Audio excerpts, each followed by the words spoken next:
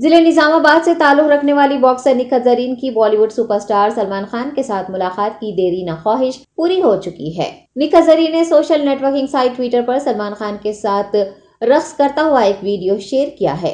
खातून boxer video में सलमान खान के साथ उनकी मशहूर फिल्म लव के गीत पर रक्स करती नजर आ रही हैं। निखत ने लिखा है कि उनका ख्वाब पूरा हुआ है। वाज़ेह है कि निखत जरीन ने सलमान खान से मुलाकात की ख्वाहिश जाहिर की थी।